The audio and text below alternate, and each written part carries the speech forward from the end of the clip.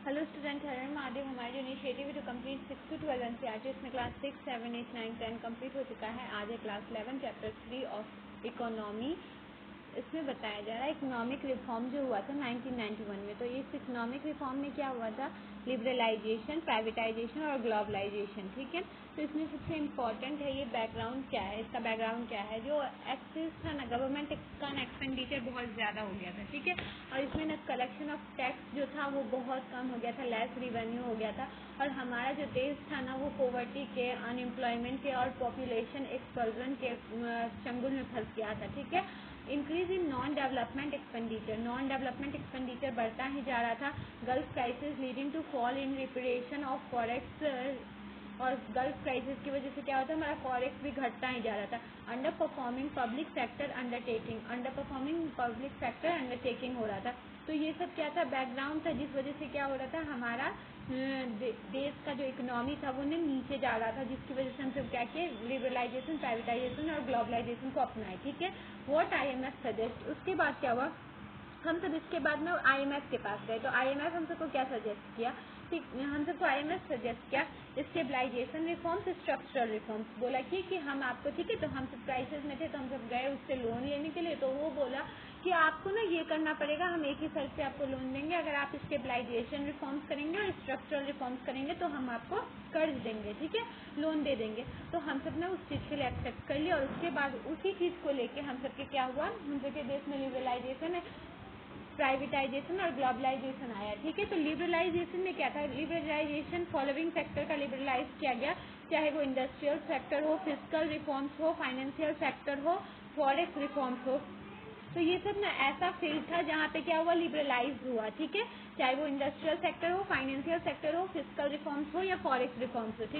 ठीक है, industrial sector reforms में क्या था, अब देखो इंडस्ट्रियल सेक्टर जो बताया जा रहा है लिबरलाइज किया गया था, उसमें इंडस्ट्रियल सेक्टर रिफॉर्म क्या था। ठीक है, तो इंडस्ट्रियल सेक्टर रिफॉर्म कर रहा था, just a second, industrial sector reform, हाँ, इंडस्ट्रियल सेक्टर का रिफॉर्म क्या था कि यहाँ पे ना कॉन्ट्रैक्शन ऑफ पब्लिक सेक्टर, यहाँ पे पब्लिक सेक्टर को कॉन्ट्रैक्ट किया जा रहा था। De reservation of goods to be produced by SSI, abolisation of licence need to expand production capacity. और यहाँ पे क्या बताया गया कि लाइसेंस राज को, जो लाइसेंस पहले पढ़े थे ना कि हर चीज़ के लिए गवर्नमेंट अभी चाहते थे कि लाइसेंस लो, मतलब प्रोडक्शन अगर आपको अभी पहले आपको सेटअप करना है तो लाइसेंस लो, प्रोडक्शन बढ़ाना है तो फिर लाइसेंस लो। तो उस चीज़ को बोला गया था कि एबोलाइजेट कर दिया जाए इसको, लाइसेंस का जो ये चीज़ है उसको खत्म करो। Price will be determined by market forces, और प्राइस किस चीज़ पे डिटरमाइंड हो रहे थे, मार्केट फोर्सेज से प्राइस डिटरमाइंड हो रहे थे। Freedom to import capital goods, और ऐसा भी फ्रीडम हम सबको मिलना चाहिए कि कैपिटल गुड्स को अच्छी तरीके से हम सब क्या कर सके, भेज सके। ठीक है, इम्पोर्ट हो सके। फाइनेंशियल सेक्टर रिफॉर्म्स हुआ, उसमें इस देखो पहला तो ये हुआ कि इंडस्ट्रियल सेक्टर का रिफॉर्म हुआ। अब फाइनेंशियल सेक्टर में क्या क्या रिफॉर्म हुआ, RBI को कंट्रोलर बना दिया गया, कंट्रोलर टू फैसिलिटेटर बना दिया गया। RBI पहले कंट्रोलर था, अब उसके बाद RBI क्या हो गया था, फैसिलिटेटर हो गया था। उसके बाद क्या रहा था, opening of banking area for private sector plus foreign bank. अब बैंकिंग एरिया सिर्फ ऐसा नहीं था कि ना ये जो RBI के कंट्रोल में रहता, अब ओपनिंग बैंकिंग एरिया जो है वो प्राइवेट के लिए भी खुलेगा और फॉरेन बैंक के लिए भी। Bank allowed to open branches without prior approval, और बैंक को क्या था कि बिना प्रायर अप्रूवल के वो क्या कर सकते थे, ब्रांचेस खोल सकते थे। ठीक है, opening of Indian market for foreign institution investor, और ओपनिंग इंडियन मार्केट को पूरी तरीके से खोल दिया जाए ताकि ना वहाँ से बाहर से भी लोग सब आके यहाँ पे क्या कर सके, अपना इंस्टीट्यूशन सेटअप कर सके। फिर उसके बाद हुआ फिजिकल रिफॉर्म्स, ये हुआ, फिर उसके बाद फिजिकल रिफॉर्म्स लाया गया। ठीक है, फाइनेंशियल हुआ, फिजिकल रिफॉर्म्स लाया गया। फिजिकल रिफॉर्म्स में क्या था, reduction in the amount of direct tax, tax को हटाने के लिए बोला गया कि जो डायरेक्ट टैक्स था ना, ये फिजिकल पॉलिसी में बोला गया कि डायरेक्ट टैक्स को घटाओ। ठीक है, ये जो अमाउंट है डायरेक्ट टैक्स का उसको कम करो।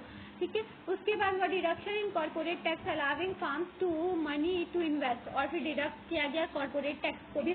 कॉर्पोरेट टैक्स में भी बहुत ज़्यादा पैसा लग रहा था, तो उसको भी बोला कि उसको भी कम करो ताकि फार्म सेटअप हो सके। पहले फार्म सेटअप तो होने दो, फिर उसके बाद लेते रहना आप टैक्स। ठीक है, simplification of tax structure, tax structure बहुत कॉम्प्लिकेटेड था, उसको भी सिंप्लीफाइड किया गया। ठीक है, उसके बाद क्या था, external sector reforms, external sector में भी कुछ रिफॉर्म्स हुए थे, इंटरनल सेक्टर में भी कुछ रिफॉर्म्स हुए थे।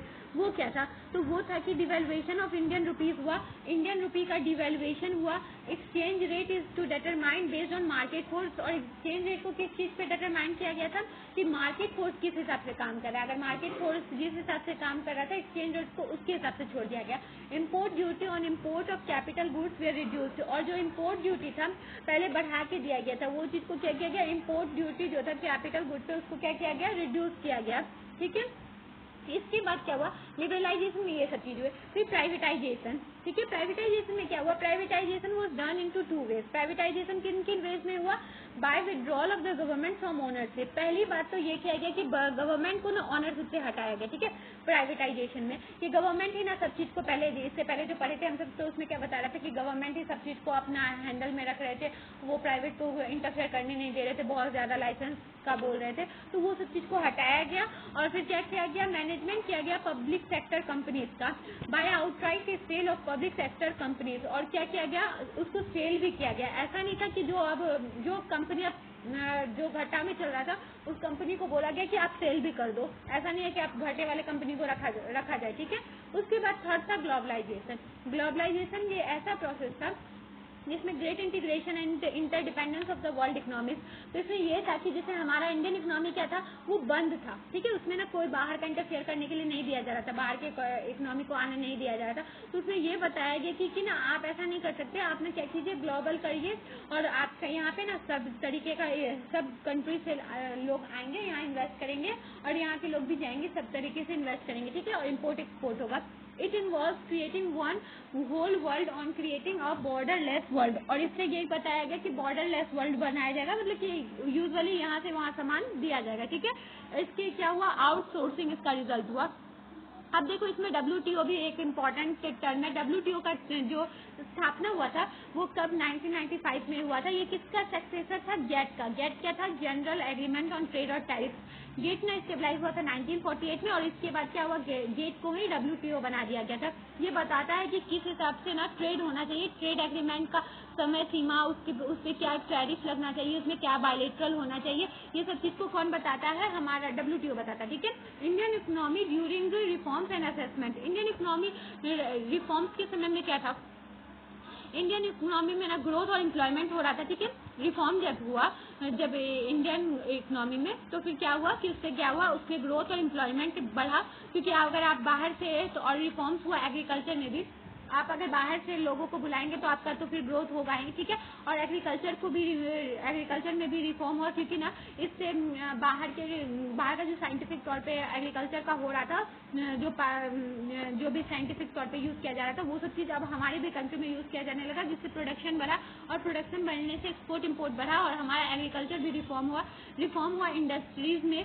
ठीक है, इंडस्ट्री को भी ये इंडस्ट्रियल तौर पे ग्रोथ रिकॉर्ड किया गया। जो स्लो डाउन था वो क्या हुआ था, अब बढ़ गया था, इंपोर्ट चीपर हो रहे थे, तो इसलिए वो क्या हो रहा था, बढ़ता जा रहा था ग्लोबलाइजेशन की वजह से। डिसइन्वेस्टमेंट बताया गया कि गवर्नमेंट जो फिक्स करते थे टारगेट डिसइन्वेस्टमेंट का, वो घट गया। ठीक है, उसके बाद क्या था, रिफॉर्म्स एंड फिस्कल पॉलिसीज भी आया इसी से। तो ग्लोबलाइजेशन से हमारे मतलब कि ग्लोबलाइजेशन ग्लोबलाइजेशन, लिबरलाइजेशन और प्राइवेटाइजेशन से ये सब फायदा हुआ। ठीक है, तो इसमें ये बताया गया कि हमारा कंट्री जिस हिसाब से वो सब चीज से पिछड़ा हुआ था, तो ग्लोबलाइजेशन, प्राइवेटाइजेशन और लिबरलाइजेशन क्या किया, वो पॉजिटिव तौर पे हम सबके देश को बढ़ाने में सहायता किया। और कुछ स्कॉलर आर्ग्यू करते हैं कि ये चीज गलत, कि opportunity in terms of greater access to global market, और इससे ना हम सबको क्या हुआ कि अपॉर्चुनिटी मिला ग्लोबल मार्केट में जाने का। ठीक है, और हाई टेक्नोलॉजी इंक्रीज हुआ, जिससे क्या हुआ, इंडस्ट्री डेवलप हुआ, और हमारा कंट्री का जो इंटरनेशनल एरिना में ना बहुत बड़ा प्लेयर, इंपॉर्टेंट प्लेयर के तौर पे हमारा कंट्री दिखा। तो इस चैप्टर में बस यही बताया जा रहा है कि हमारा कि कैसे हम सबको जो फिस्कल रिफॉर्म, हम सब जो फंस गए थे ग्लोबल क्राइसिस में, हम जब क्राइसिस में, इकोनॉमिक क्राइसिस में फंस गए थे 1991 का, तो जब हम सब लिबरलाइजेशन, प्राइवेटाइजेशन और ग्लोबलाइजेशन को अपनाए, तो उससे क्या क्या हुआ, हमारे देश में सब कुछ में बढ़ोतरी हुआ, इनकम, एग्रीकल्चर ठीक हो गया, इंडस्ट्रियल ठीक हो गया, फिर अनएम्प्लॉयमेंट खत्म होने लगा था, ग्रोथ होने लगा था। तो ये सब चीज हुआ था ग्लोबलाइजेशन, प्राइवेटाइजेशन और फिर लिबरलाइजेशन का। ठीक है, तो ये सब रिफॉर्म्स की वजह से।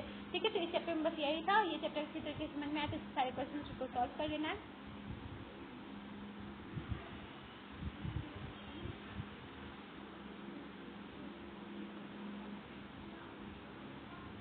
अगर आपको कोई भी डाउट हो तो आप कमेंट्स में पूछ सकते हैं। I hope you understand. Thank you.